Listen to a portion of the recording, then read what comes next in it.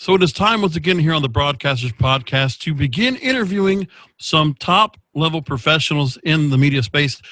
And at this point, I've been looking to secure some interviews with executives that are very well-rounded in the broadcasting space in terms of television, cable, and now streaming media, satellite, if you will, because of the digital disruption. As we've seen, now obviously Netflix, Hulu, Amazon are some of the major portals that have really taken a lock into the space right now. Obviously, Netflix is doing the most. A lot of money being spent on content as well. But what's happening is, obviously, we've seen a number of new players coming into the space, and it's really a fight to find out what's going to happen and who will stand, who actually will stand in this entire race to really take on the people that are cutting cords in the cable and looking for different options when they're looking online for content, where they're going to go and who they want to be aligned and loyal to. Where are they going to be spending their hard-earned dollars? With that said, my first guest here on the Broadcasters Podcast for this year holds a Ph.D. and an MBA. She is a C-suite executive and management consultant who has served as in-house communications counsel for more than 25 years in the media and digital technology industries, with companies such as Condé Nast, Lionsgate, Discovery, Hasbro, CBS, and Viacom. Now, those are some heavy hitters right there. She also handles global brand reputation management, crisis communications, and culture transformation. A well-sought individual. I am talking about entertainment and culture expert Joanna Dodd Massey, who is also the author of Culture Shock, Surviving 5 Generations in One Workplace. She also is founder of J.D. Massey Associates, a governance strategy and communications firm focused on corporate, brand risk, and reputation management. Now, Joanna, I understand if that was a handful, but obviously you have all those accolades. They have to be noticed. Thanks for being on. Thank you. It did sound like a mouthful, but thank you so much. I appreciate it. And it's really to go ahead and encompass what you're able to offer in terms of, really for me, as a fact-finding mission. I mean, as I've talked about on the program, I've been able to go ahead and be enveloped into certain areas of music, movies, TV, and radio in my career, in newspapers as is. So my thing is, I've always had the curiosity, but of course a program that can go into issues like this, where I don't see a whole lot. There are people talking about it and telling stories, but to encompass it all together and to talk about it without feeling like I need to go ahead and ruffle any feathers or be worried about, well, where's my next job going to be? Because I'm independent now where I'm in the space, so I can ask these questions. And I appreciate you taking some time to talk to me about this area. Now, media-wise, let's talk about you and your background, your career, to really give some real perspective of how important you've been in the broadcasting space. You were, at one point, Senior VP of Corporate Communications and Publicity at the Hub Network, which was a very interesting channel. I actually enjoyed the idea of the concept. You were also, at one point, Senior VP Communications on the West Coast for CBS. You were Lead Media Relations Executive for CBS's Digital Media Ventures, which included CBS Mobile, CBS.com. You were also Senior VP of Media Relations at UPN, which we now know as CW. And you were responsible for overseeing internal and external communications of the network. So you obviously have been around, and you have now been a part to see the change in the environment. So the early stages of the digital disruption, you were part of that movement. What can you tell me about what you've seen of those early stages and what we're seeing evolve today? Thank you. Well, part of what you didn't get into, because it's so far back in my resume, I don't even know if it's on my bio anymore. I started at CBS at the television network as a publicist, and back then, it was a 4 broadcast network universe. We didn't even have the UPN and the WB. They came along a little later, and so I saw that transformation. And then I went to work for a production company, and suddenly the internet became a thing. And I don't know if you remember the famous clip. I think it was Katie Today Couric, Show, right? and yes, saying, and it was Katie and Al, and they're like, "What's the internet?" And they call out to their producer, "Can you tell us again what the internet is?" It's this hysterical clip. And I was around for that era, and I was working at a production company, and this internet thing happened, and all of a sudden, we had a whole bunch of .com companies, looking for content online. And I, at the time, was running PR and marketing, and I got put in charge of new business development. And essentially what that meant was I met with all these .com companies. This was in the 1990s. Yeah. And talked to them about giving them our content. Like we had all these TV shows we had produced. The problem was they all wanted it for free, right? There were no advertising on the internet at that point, and nobody was going to pay to watch TV on, what at the time was a flip phone, maybe a BlackBerry. These are small screens, and the iPad didn't exist. So anyhow, it doesn't take a business genius to figure out that there's no business in giving away your product for free. So, but it was a time also where the technology wasn't able to go and stand up to being able to stream as such a good quality, because even at the time, we hadn't even gotten to high definition television yet, but that was in the middle of being developed, correct? Right, and we were still in dial-up back then. So you're right; it would have been horrific. It was a challenging time, and the people who were in that space, that with me, we were thinking way ahead of ourselves. We eventually got there, but we were not there in 1998, 99. The .bomb happened on Wall Street. Every company that I ever spoke to in that era went away. And I ended up at UPN, and I watched the younger generations, at the time it was millennials, really abandon television. And it wasn't so much that they weren't watching. There were two issues happening. One is they weren't being measured by Nielsen. And the second thing was they weren't getting their information from newspapers and magazines. Like they weren't getting their information in the traditional way. And blogging was becoming a thing, and social media wasn't even a big thing yet. Facebook didn't come around till 2004. And even then it started in colleges. So, I really sort of started to see that shift. And you mentioned the Hub Network, and that's when it really took hold. We knew that the Hub Network launched on 10/10/10, right? So October 10th of 2010. By the time it shut down, which was the end of October of 2014. So almost 4 years to the day that it closed down. In that 4 years, the business model changed dramatically because Netflix started making TV shows. They were dropping them, in bundles. They're dropping them in one big huge swath instead of putting them out over 1 week at a time. They had at that point amassed everybody's content so that companies like ours, which were running original TV series at the time, we were running things like My Little Pony, but the owner of that content was not us, it was Hasbro. Hasbro was the producer because My Little Pony is a Hasbro intellectual property. It's their IP. And so Hasbro was selling as well, because there was, in the 80s, you got a lot of products that were based off of, toy products that were adapted for animation. And the idea of I can remember that going back years ago. And it was really tough to go and really just try to, I can only imagine with the Hub Network, to try to get to that audience. I mean, Cartoon Network had already kind of carved themselves out a notch. Saturday morning television has been obsolete. And just trying to find a way to draw the audience into new networks and get them to adapt.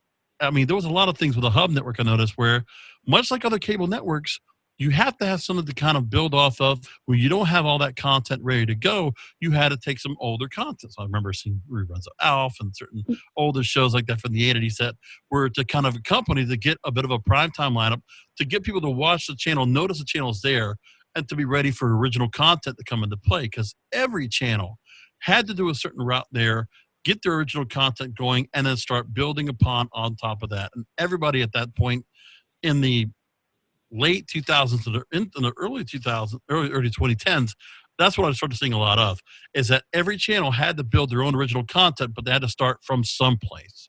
And Hub, I don't know if they ever got a real chance to get off the ground. Well, and it didn't. And what you're talking about is that classic Nickelodeon Nick at Night, right? That format, right? It was brilliant, right? You bring in stuff from the 80s and 90s, you get the families in there, it's family-friendly programming, you promote the cartoons during the day, and then you get the kids back in during the day. Yeah. And it works. The problem with what happened for the Hub was that when it launched on 10/10/10, that business model was perfectly okay. Less than 4 years later, it had completely erupted because of Netflix, because you could see My Little Pony on the Hub, but if you waited just a little bit, like 6 weeks, I think, I can't remember the timeline, you could watch you could see it on Netflix without commercials. And I remember one of our executives saying to me once, and it was the moment you have as an executive where you go, oh my gosh, the writing's on the wall. The executive had a young child, and he was telling me a story about how his wife and he had left I think the kid was 4 or 5, up in their bedroom, and he was watching TV, and all of a sudden the kid started to cry, and they went running upstairs. I'm like, gosh, what's wrong? Is everything okay? And he's like pointing at the TV set going, make it go away. It was a commercial. They didn't have him on Netflix. And he's like, we're training these kids not to watch commercials. And I thought, oh my gosh, the traditional cable model will eventually die out because someday that 5-year-old will be 15 and 25 and 35. But the network I specifically work for in this moment is in a little bit of trouble because our target was 6 to 11. Right. And I'm also, the other thing too was that with Discovery Networks, I don't think they were really much into, they really never delved so much into children's programming, I think, at that point. I just felt like they inherited a channel that was a family channel before and said, okay, let's go ahead and try to get something similar for them, put their own spin on it and try to go that route. And I don't know if that was the right place to go, but I appreciate the ambition for it because there was room in the market to bring more programming in. But like you said, Netflix started putting it, and obviously it's just like any other disruption where, the networks, they might be providing some of this programming over, which, Netflix has taken advantage of for years, having shows like Seinfeld or The Office or whatnot, and not getting companies like NBC that, took all the work to go and produce this content. They might have gotten all the money off of syndication, but the syndication now is getting shattered because now all that content is going to get repurposed towards these new companies that are coming in. Originally, it was Netflix that will be the spot to go. But now all the individual networks are going to start doing the same thing. So it's the place to put that programming.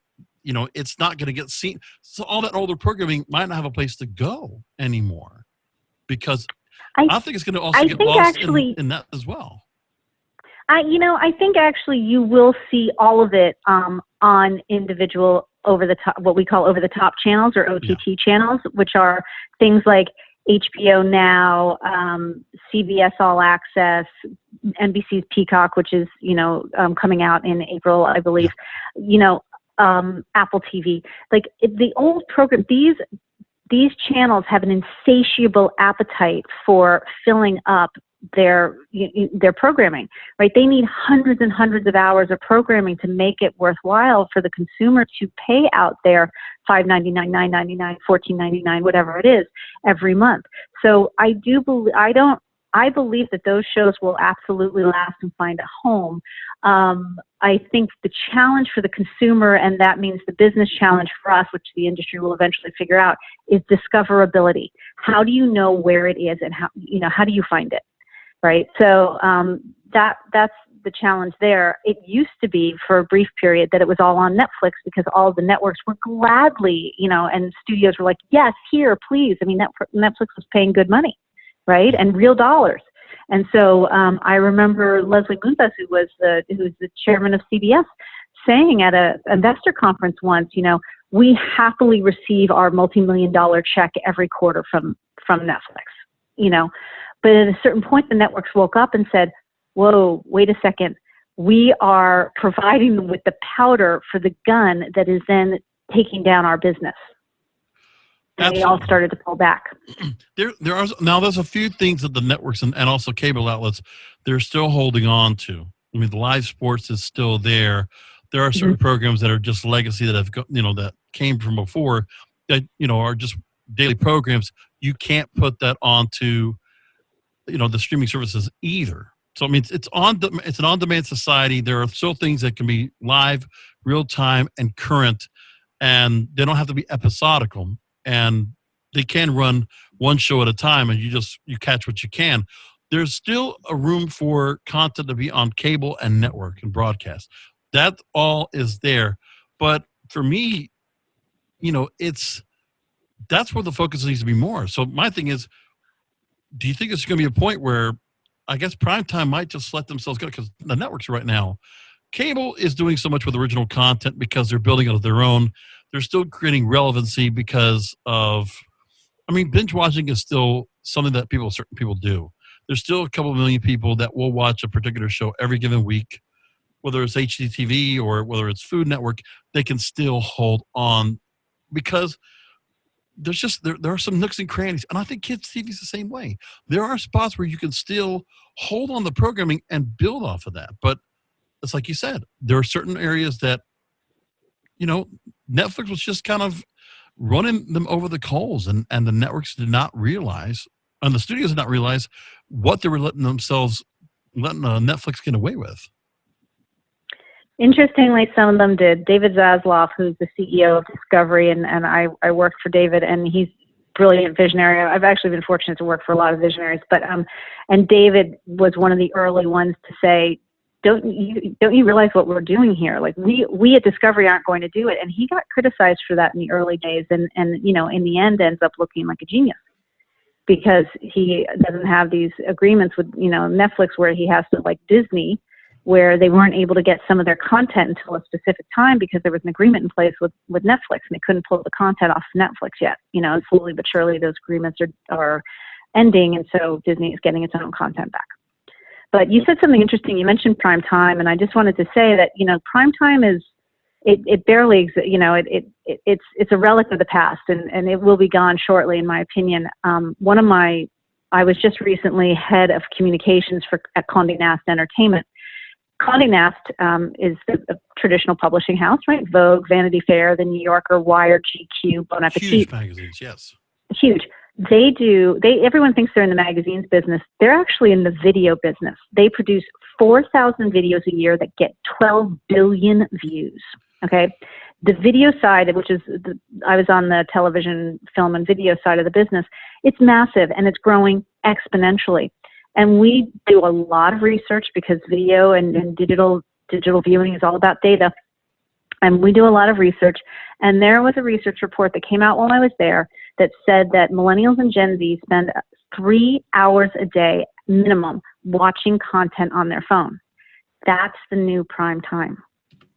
I want to pick a point and spin off of that because, first of all, it's the purposing of that content. Because, I see exactly what you're talking about when it comes to Vogue and Vanity Fair, and just where they are creating really slick, well-produced content that is multi-purpose, whether it's something that you might see on an Instagram feed, Instagram TV, or you might see it on somebody's smart TV. Because I know there's a couple of services that, they offer the same kind of a feel like a cable platform, almost like a Pluto TV. But I know there's one called Zumo.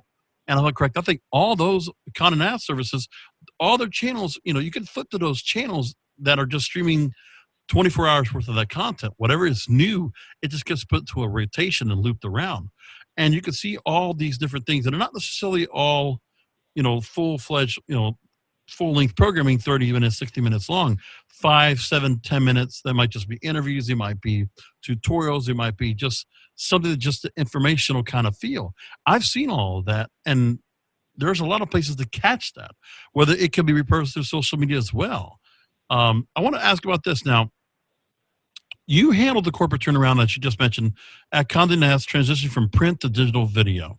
So I want to ask you about this. Now, Neiman Lab, they reported on the state of digital media. They said this, quote, 2019 was a grim year for the business and news, but we also have a growing number of different examples from different countries demonstrating that it's possible to build different kinds of sustainable businesses around different kinds of digital journalism. Given the headlines of layoffs and unions being created across the country from different digital news outlets, I'm sure at Condé Nast, some of those kind of issues might have been brought up, or you might have seen them from competition that's out there. How are you looking at the space now and the disruptions being done as a result there? I think that companies like Condé Nast, and I can't speak for Hearst and Meredith, but I can speak for Condé. And, Condé was really smart, in my opinion, because they saw this coming. And back in, I think it was 2013, they started to get into digital video because they recognized that the print space was changing and that the margins that they were used to, the revenue they were used to and the margins, the profit margins they were used to were going away. And that they had, in order to survive, they had storied classic brands that people love and know. They're ubiquitous. And they had to transition, and they did it in 2013. Now, they still put out a print product, and they still do tons and tons of stuff online, and they're, with high journalistic integrity. I mean, just look at Wired and The New Yorker, two examples. But they're also highly in the video space because they recognize the shift that was happening. And I think that there are other companies that are moving there. Interestingly, you don't really see it happening, right? I just told you that Condé Nast puts out 4,000 videos a year with 12 billion views. I bet you not many people listening to this know that, because you're not seeing a video that says Condé Nast on it. You're seeing a video that says Vogue, that has maybe 50 million views or 100 million views or whatever it's got. You're seeing a TV show from Bon Appetit. Like, you don't realize that the engine behind both of those things is one company. And you see certain magazines that are dropping print altogether. Glamour has gone that route. ESPN, the magazine, has gone that route. Sports Illustrated is now from a weekly to a monthly. Teen Vogue is the same route. And one thing is also, you have a lot of, I want to mention for Condé Nast, a lot of magazines are really geared towards women. And there's a lot from the pages, obviously with even the advertisers you have among those pages, it's still a very visual medium. So the transition to digital video is a natural evolution, wouldn't it be? Oh yeah, absolutely. And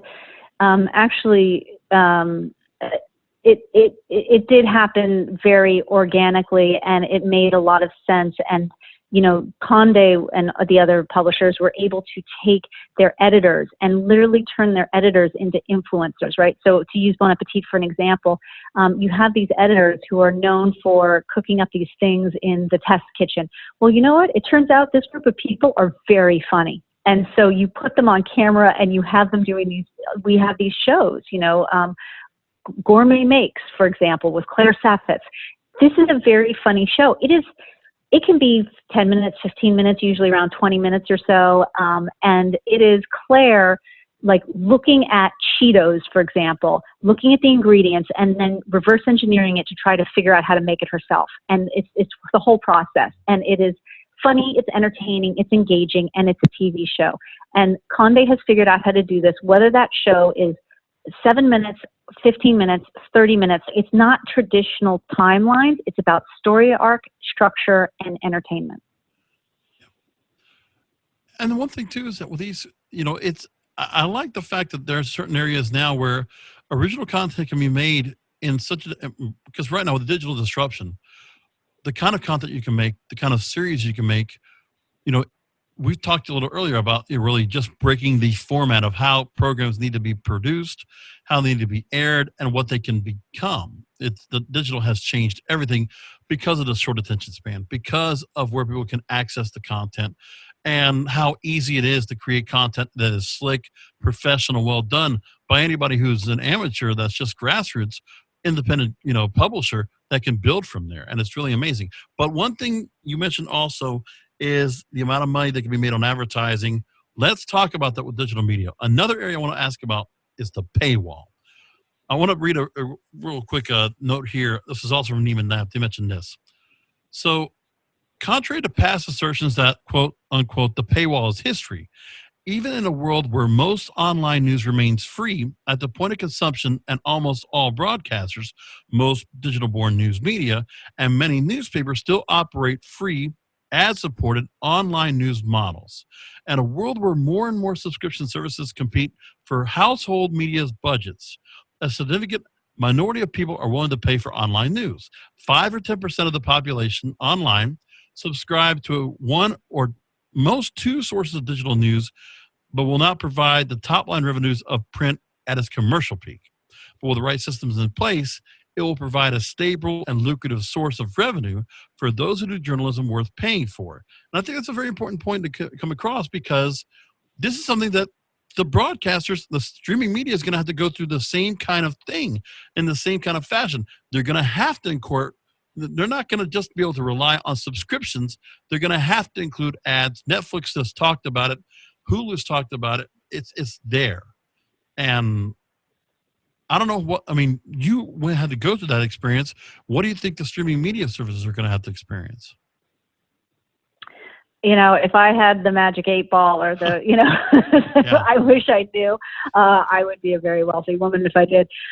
It's hard to say at this point. I think that the internet started free, and we started off talking about that, right? That was the biggest problem. We introduced free content, and you cannot, once you make it free, it is really hard to walk that back. And Rupert Murdoch recognized that really early on. The Wall Street Journal was one of the first, I think, if not the first, to put up a paywall. He always contended, we will not give this away for free. And I think that might have hurt them in the beginning, and it helps them now. And to your point about good journalism, the New York Times is constantly, just quarter after quarter, announcing that its digital subscriber numbers are growing exponentially and that it's making real dollars off of that. And I know the New Yorker, for example, a Condé Nast publication, we have the New Yorker behind a paywall because the audience will pay for good journalism. I think with streaming, it's to be seen how that works. Hulu has 3 different tiers with different levels of advertising on it, right? Netflix has never done advertising and swears it never will. NBC announced recently that Peacock, its streaming service, is going to have an all ad-supported, it's going to be all ad-supported, right? Very much like its broadcast model.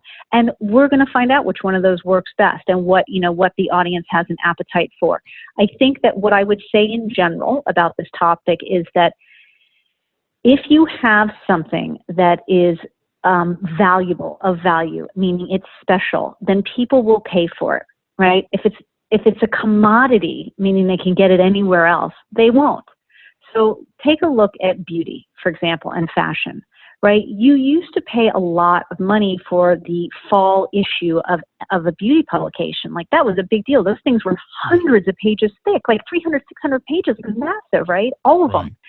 And then what happened was Instagram came along, and Snapchat and all of these beauty influencers. And then you've got people like the Kardashians and other celebrities who are on TikTok and Snapchat and Instagram and Twitter and bloggers. And all of a sudden, beauty and fashion have become ubiquitous. They're everywhere. And I wouldn't call it a commodity because you're talking about high fashion, but at the same time, it can be seen anywhere, and you don't necessarily need to pay for a magazine to see what's coming up in fashion.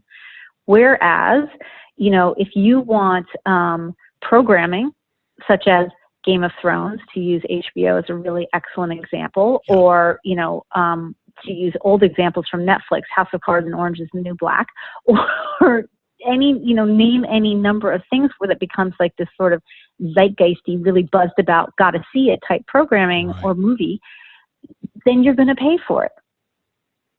It's the same reason why people are paying for the New York Times and the Wall Street Journal and the New Yorker. So I want to ask I'm going to ask one more thing in a minute to go and follow up on that about how much content is going to be paid for and what has to be done in order to justify people to go ahead and get to that zeitgeist content, as you call it. I want to ask you one more thing about digital news media here, and it's this. Now, while overall news industry revenues are likely to decline for years to come in many countries, may reference Norway seems turning a corner in 2017, 2018, where digital growth in the newspaper industry actually outstripped print declines. And online publishers focusing on news will invest much more in editorial, perhaps 40 to 50% than the 20% or less of revenues that print newspapers historically invested in editorial. So, tougher market, but not impossible, challenging environment that we have to find ways if we want to find independent professional journalism to have the resources to continue this important work. Now, I want to just preface it to this. There is a lot of great investigative reporting that I do not see from mainstream media.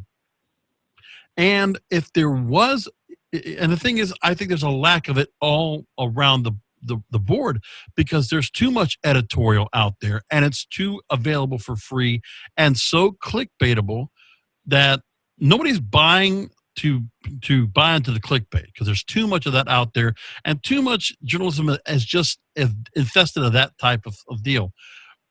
But I don't understand why, publications, whether it's TV or newspaper, why they're not putting the paywall up so they can afford to fund good investigative, good, well-sounded, accurate reporting.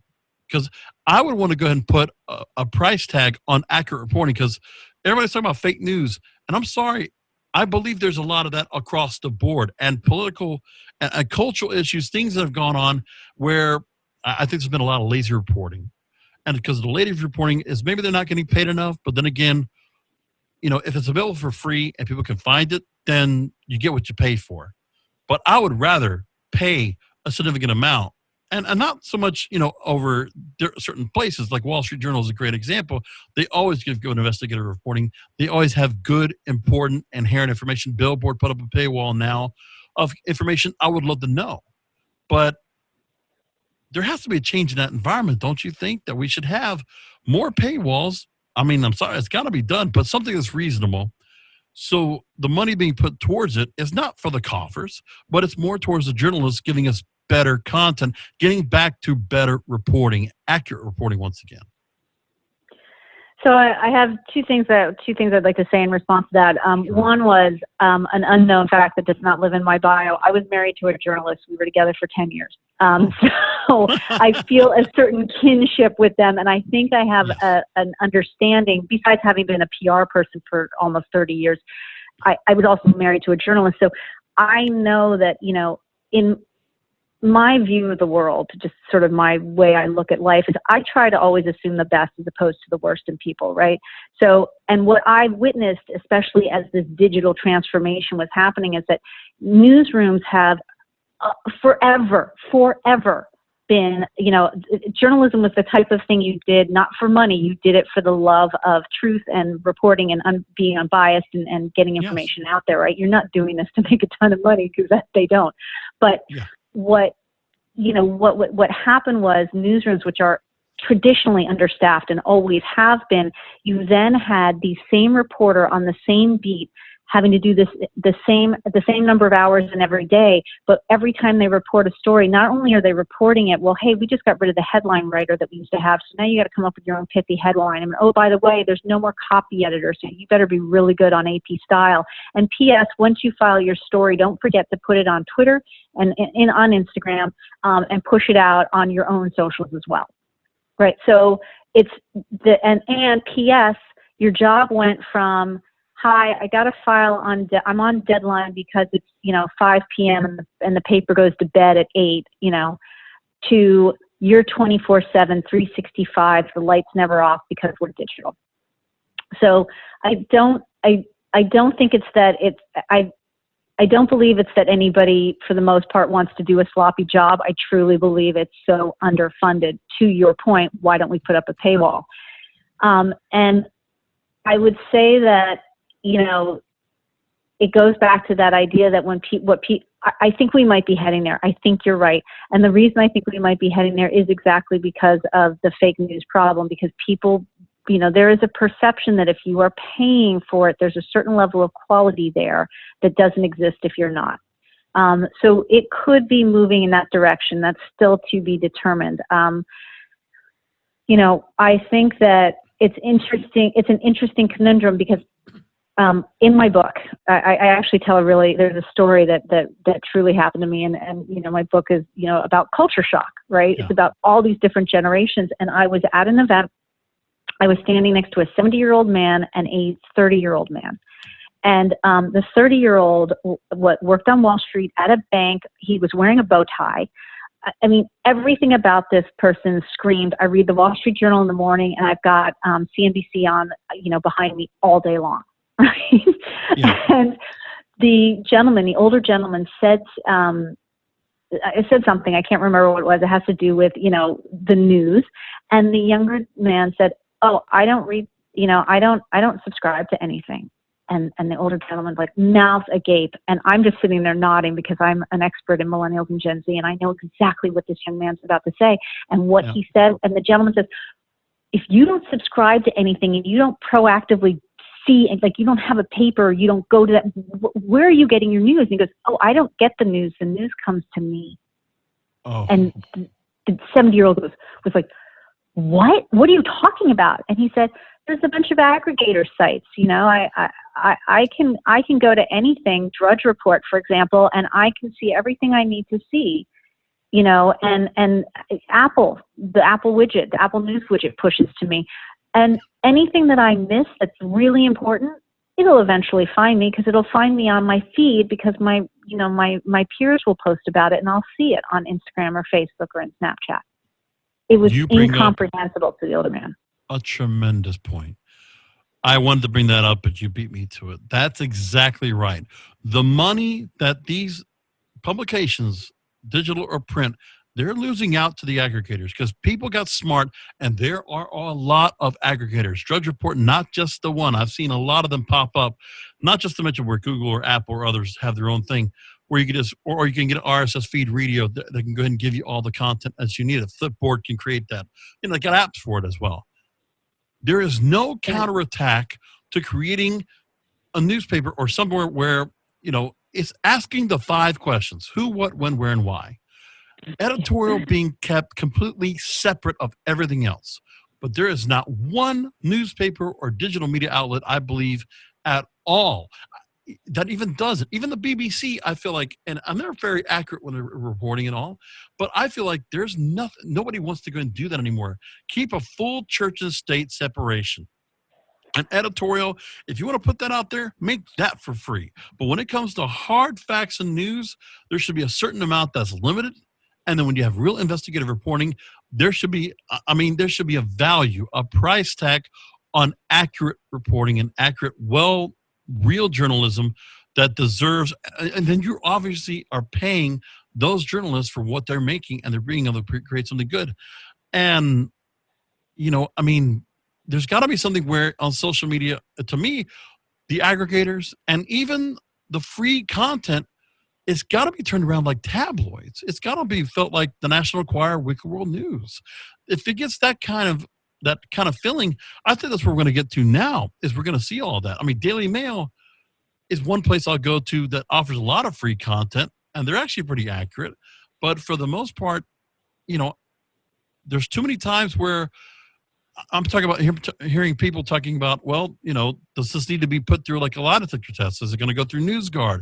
Is it reputable? But not only is it reputable, are you going to see a story that comes out from the New York Times or the Washington Post that offers the retraction at a proper amount of time? Are we going to see that? I don't know. But we don't need to be having certain journalistic sources that are not accountable and not quick to the jump when they are, misappropriating wrong stories and facts and not giving proper sources, that the money should be put down. And honestly, there should be a purge of journalists that are not acting in good faith. That also needs to happen too. We need a complete purge of all that. Just like I would like to think there should be a complete purge in Washington, D.C., because there's a whole corrupt establishment there. I feel like the same thing's going on with journalism. We need a purge back to local. I think citizen journalism is very good, and I think they're trying to do that as well. But I think we need to get back to something like that.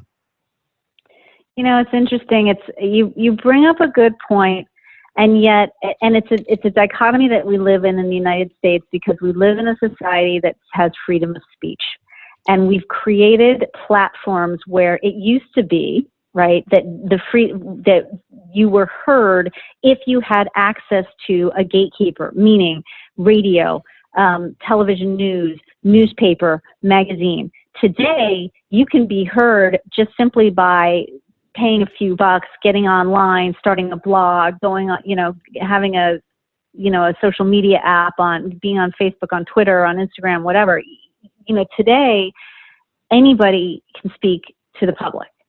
And there is no gatekeeper anymore in that way. And so, and as a society, we have a vested interest in protecting freedom of speech, but we also have a vested interest in a vested interest in guarding the freedom of the press, which are two freedoms that our Constitution allows for.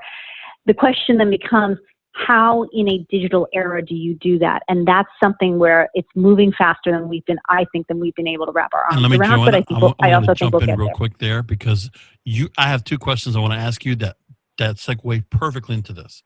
So you have said the following about this when it regards to cancel culture. This goes right into what you're talking about here. Today, quote, lives and livelihoods are destroyed in minutes because we're quick to assume the worst past judgment. And react with anger and vitriol on social media. Yes, social media has given us, the public, a voice that we did not previously have. And thanks to the internet with its multitudinous chat group, blogs, and websites dedicated to every topic under the sun, there are no longer gatekeepers to freedom of expression. And that's what she said, quote unquote. So when I ask you, that's brilliant. Who wrote that? Exactly. So I have a two-part question. A, why is there a lack of gatekeepers as you explained it? And B, do you feel like a lot of public figures lack the representation or guidance from family or friends when confronted with ridicule and the way they handle it? Two separate questions. Let me start with A. The lack of gatekeepers, basically, the gatekeeper used to be if I, Joanna Massey, not a politician, not a celebrity, not, if I wanted to tell my story, let's say about sexual harassment in the workplace or something I thought was fair, give my opinion on a political issue, I would have to go to a reporter at a newspaper like the New York Times or the Los Angeles Times, or I'd have to go to a TV news station like, local Channel 5 News or whatever. Yeah. And they would want to have to listen to me. Now, why would they listen to me if I was just regular, Jane Doe on the street? They don't know me. They would rather hear from the politician, the business tycoon, or the celebrity, right? So it was really hard for someone like me to have a voice.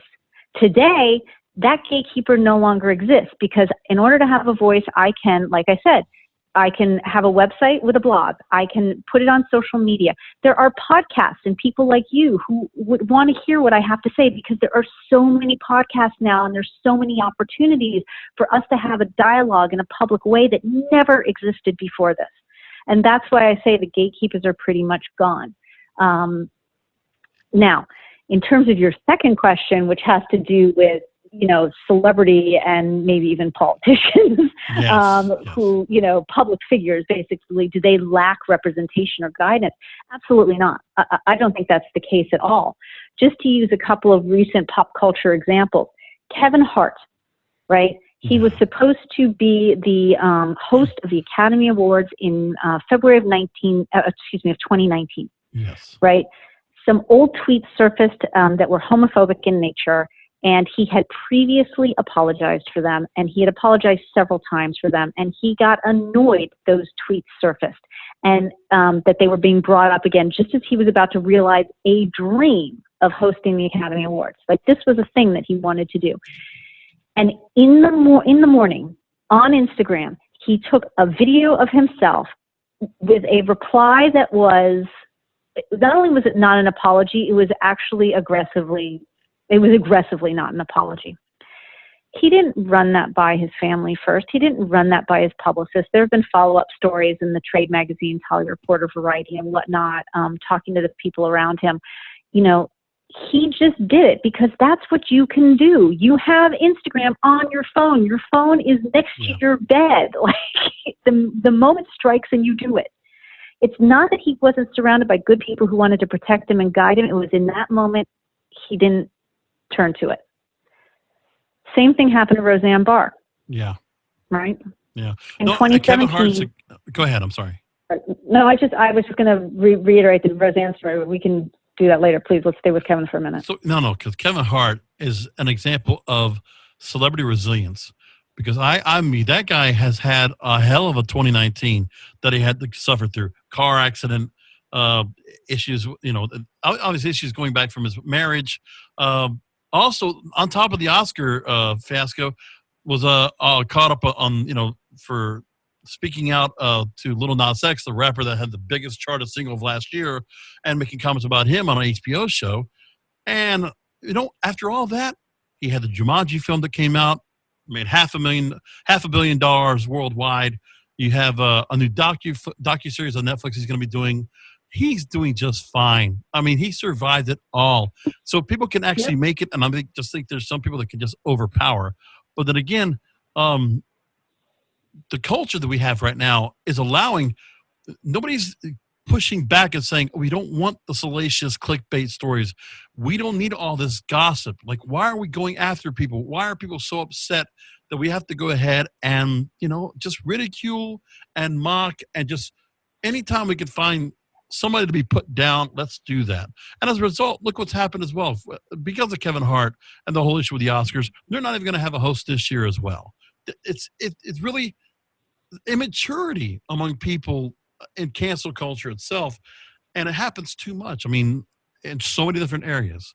It's allowed, and I feel like it's starting to go away. I feel like it's starting to fade because people just can't tolerate this kind of this nuisance across the board. People are going to be held accountable when they need to be held accountable. But God, when you're saying stuff that was from years ago, can we forgive people at all?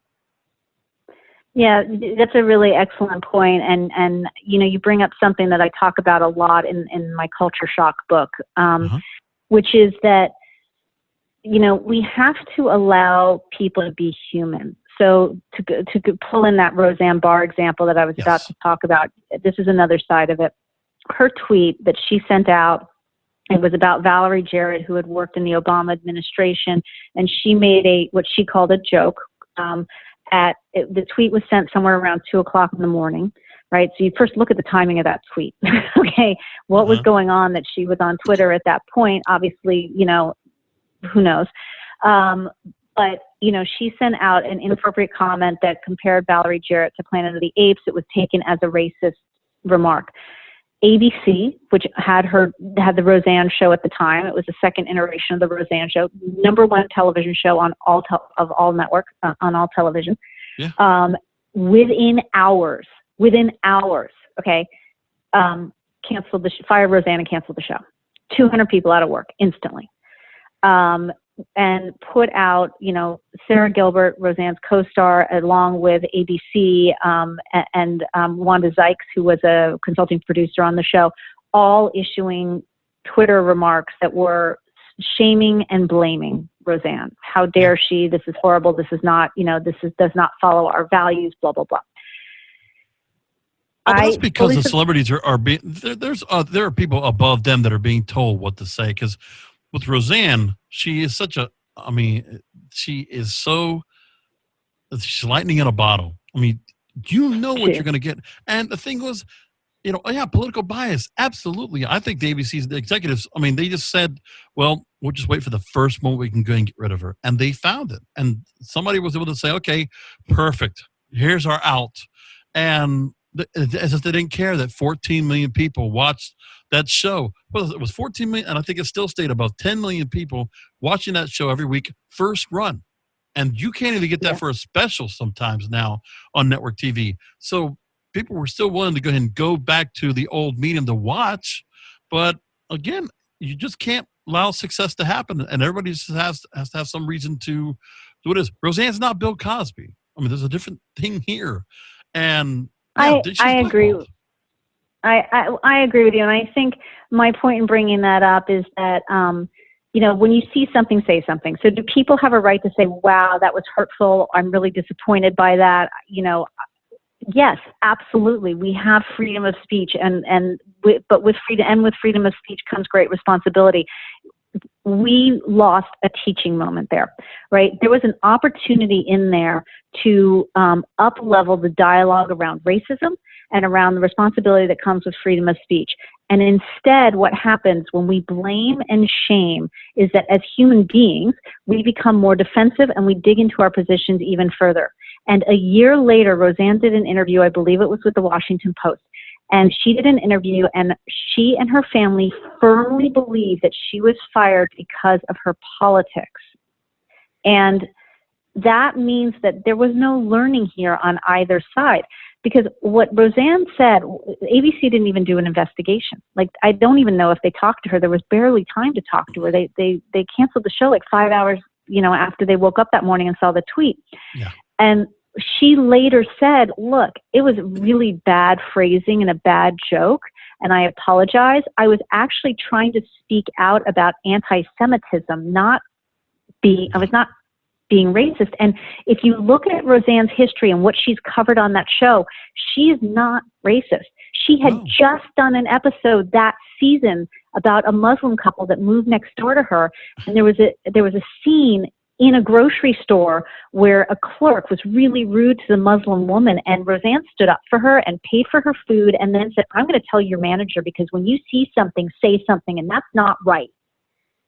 So she's not, she had a history of not being racist. And in the original Roseanne, there was an episode where her son DJ refused to kiss an African-American girl, and Roseanne talked to him and taught him a lesson about that. And she taught all of America in that moment, back in the early 90s. So I just feel like when we get defensive and we have these like no tolerance policies and we slam the door shut and we do it in a very public way of blaming and shaming and ostracizing, that we're losing opportunities to up-level the conversation. I realize that some of these things are really difficult to talk about, but when we need to get to a point, which I advocate in the book, and I talk about ways that we can do it, where we are, ask the other person why they believe what they believe instead of attacking them for believing it, and asking them, instead of impulsively assuming the worst, ask them what they meant by what they're saying and see if you can't get to the bottom of it to tease out the real reason, because her real reason was actually to support anti-Semitism. Bad way of doing it, but like allow human beings to be human and learn from their mistakes. She didn't learn from that mistake. She and Andrew Dice Clay just announced they're going on the road with a tour. That's going to be one heck of a, and I don't mean that in a nice way. I want to ask about the book in just a moment, and we kind of go and we'll tail off on this discussion we have here. I want to ask one quick thing. Because of what you've been doing, obviously you have so much experience you have here, and obviously the direction you've been going on right now has been with the book, and really the direction of what this message you're really delivering to listeners and to people out there with the new book.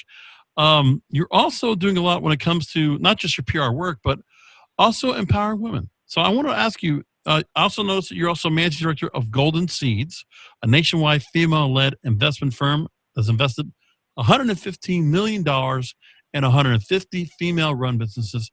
Go ahead and expand first a little bit about Golden Seeds and the emphasis of female empowerment and entrepreneurship that you're doing. Thank you so much. Golden Seeds is a wonderful organization. Like you said, it's an angel investment firm. So that means that we come in at very early stages of a business. We invest in female-led businesses. Now, there can also be a male in the business, but there has to be a woman who is either a founder or a co-founder or has a significant equity stake, meaning she has a significant amount of ownership in this business. And the reason that Golden Seeds was started 15 years ago, and I only started investing with them back in 2017, but they were started 15 years ago. And the reason was because female entrepreneurs were not and still do not get funding from male venture capitalists. And a group of women who were on Wall Street saw this and basically said, if we want women to get ahead and if we want them to get funding, we're going to need to fund them ourselves. And so it was a completely new concept back when Golden Seeds started to do it, and now there are other groups that do it. And these are real businesses; they're legit businesses. These are, we are all SEC accredited investors, and we fund these businesses and we mentor these women, and we open up our connections to them and help get these businesses off the ground. Fantastic! Love what you're doing there. I want to go now ask you one more about the book. Let's go talk about, again, the name of the book is Culture Shock, Surviving 5 Generations in One Workplace. And I want to make mention of the website as well, if people want to go and find out. Obviously, the book is on Amazon, Barnes & Noble, correct? Actually, it's not out. It's coming out in late March, early April. It will be in Barnes & Noble, and it will be online as well. Excellent. So, and I also want to just point people out to the website right now for J.D. Massey Associates, jdmainc.com. Otherwise, where can people go ahead and follow along with you so they can find out when the book's coming out and what you're doing with Golden Seeds, with your work in corporate brand risk and reputation management, maybe some witticisms on broadcasting? Where can people find out more about what you're saying? Thank you. Actually, if you go to jdmainc.com, there is you can sign up to get information from us, and it automatically adds you onto a newsletter. And it's usually just, I have a blog. It's called the Culture Shock blog, and I write about a lot of this stuff. I also post it on LinkedIn and on my socials. But if you give us your name and your email address, then you get pinged every time I post a blog post, and you'll also get information about when the book comes out. Fantastic. So I haven't had a chance to go and read a lot to the blog. There was just so much to go into, but I definitely want to go ahead and follow up and see what you're talking about. But let's go talk about the book. Now, in the book, I'm going to make mention here. You brought up the following and said this, quote, "The changes I am talking about to up-level our emotional social interactions are about progress, not perfection. Imagine a scenario in business or on Twitter. Instead of reacting from defensiveness and anger while wagging our finger, what if we examine the other person's belief systems and our own belief systems? What if we ask the other person why they believe what they believe instead of attacking them for believing it? Instead of acting impulsively and assuming the worst in people, what if we assume the best? What if we allow both sides to speak and to be heard? What if the woke policies that now permeate business and academia are allowed to stay, but we let go of the rigid no-tolerance policies that do not allow people to be human, make mistakes, and learn from those mistakes?" Now, when you wrote that, I mean, take me into what was the mindset you were going in? What were you seeing? What influenced you and fueled you to put this point across, which I absolutely agree with? A couple of things, but two specific incidents that had happened back to back when I wrote that. One was Joe Biden, who's running for president of the United States when I wrote it. And he basically had gotten called out by Time's Up and the Me Too movement for being really handsy with women. Right. And Joe Biden is a silent generation gentleman, right? And he grew up in an era, for the past 50 years, he's lived in a world where you put your hand on a woman's back or you give a little squeeze to her shoulders or whatnot, or you come up behind her and give her a hug, and that is fatherly and supportive, not creepy. Today, you do that to a 25-year-old woman, and that is creepy and not okay. And when he first got attacked by the Me Too movement, you could literally see in his eyes and his facial expression that he had no idea what they were talking about. Because this is, America's dad. He's like the nicest guy on the earth. He gets along with everybody. He's everybody's buddy, And he had no idea what was going on. And I think his first two comments on it were a little defensive, actually. And I remember thinking, oh, Joe, no, please don't go that route. And his people got a hold of him really quickly because someone needed to explain it to him, because from his generational point of view, he couldn't understand what was happening. So there was that. The second thing that happened was someone I know had been at, they had a gym membership and they had been at the gym. And it was a male, and he had an interaction with another female member. I don't remember the details of what happened, but she mistook something he said. And she complained to management, and they canceled his gym membership. It was a no tolerance policy. And he goes, well, wait a second, but that's not what I meant. That's not what I was saying to her. And it didn't matter. The gym was inflexible, and it's a nationwide gym. So he now cannot ever go back to that gym anywhere in the world, in the country, rather. Jeez. That was humiliating to him. That was shaming and damning, and he didn't understand what happened. And so to me, it's that kind of no tolerance policy that's really not allowing us to, if they had given him an opportunity to say, hold on a second, that's not what I meant. And there was a really good example of it recently on broadcast television. And it's actually the reverse of what I'm talking about. But I thought it was not handled. It was handled pretty well. Survivor on CBS. Uh-huh. In the fall of 2019, had a contestant who was very handsy. And one of the female contestants was complaining about it. Her name is Kelly Kim. And she was complaining, and she was like, I don't like him touching me. It's weird. I don't like it. And, the producers had never had anything like that before. And remember, this is a game and you're competing for $1 million, right? And so what they did was they talked to Dan, the male contestant, and they said, and they gave him a warning. And he said, I'm so sorry. I had no idea. I certainly don't mean to make anyone uncomfortable. That is exactly the way these things should be handled, right? They gave him a warning. Now what happened was she got voted off the island, right? So she's now out of the game, right? Because it became part of the play. And on top of that, he wasn't able to stop that behavior, and something happened off camera with a crew member, and they actually had to dismiss him from the show. So he essentially got fired. Now, in theory, that was handled correctly, right? You talk to the person, they say that's not what I meant, they're given a warning, and then when they aren't able to abide by it, they're let go. The problem here was that there was money at stake, there was a game at stake, and isn't there always though, right? So in the final episode of Survivor, which they did taped instead of live, they've done it live every year except for this one, they did it taped, and it gave that female contestant an opportunity to say, I didn't feel heard. She was really upset. She's like, you guys didn't believe me. And the show had an opportunity to apologize to her and say, we've changed the rules as a result of the situation. But we're all learning as we go, right? You have to give everybody an opportunity to be heard, though. The man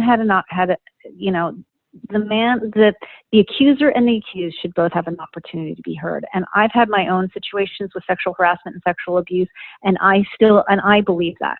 And, that both of us should have the opportunity to be heard. I'm looking right now at the story, and it was, like you said, it was Dan Spilo, who was the contestant in, season 39 of Survivor. And I just saw the actual moment, and I get where it's coming from. The other thing also that's been pointed to light is we're seeing the new movie, well, not new now, but was released last year, Bombshell, that specifically talked about this kind of behavior, and it's no longer tolerated. It might have been at some point, but it should never been accepted. Kind of that casting couch kind of mentality. And there's obviously, there are certain fights to have and certain things that should, overall, yes, no tolerance to it. But it's a very puritanistic kind of feel to people where they're just using it just to keep people down. And God forbid the double standard is put on anybody else that, if somebody else, if that same person did the same thing that they're being accused of, would they get the same kind of result? Will it be eye for an eye? We don't know about that, but that's an ongoing thing. Again, there are no gatekeepers.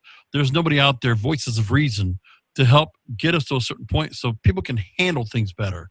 But it's where we are today in society. And I just think, it's funny when we're talking about digital disruption, but now we're also talking about the disruption of culture disruption, because things are changing so much. But then again, social media and just seeing what we can see so quickly, how things can be interpreted, where, if we could find a reason to be upset or miffed or mortified or angry or vitriolic, people are looking for a reason to do that. People are just so triggered and so ready to react a certain way. And, it's because of the media that we're subjected to, that we get to a certain point. We've been also desensitized for a lot of different things, but there are certain things that we're not. And, with younger generations feeling that there should be certain things that are handled a certain way, it's very vague and ambiguous. I don't want to get into certain subjects, and put myself out there to get canceled myself, God forbid. I don't want to have that happen, right? So, right. We'll leave it right there as that. So, again, Joanna Dodd Massey, I'm so thankful you spent over 60 minutes to talk to me on this program, to talk about everything you're going on with. I really respect all the work you've done. You're really a wealth of knowledge, and so much you're doing right now. And I'm still so very active and still pushing forward. I really commend what you're doing. I feel so much in lockstep with what you said today, and thank you so much for making time to join us. Thank you. Thank you for having me. I enjoyed speaking with you.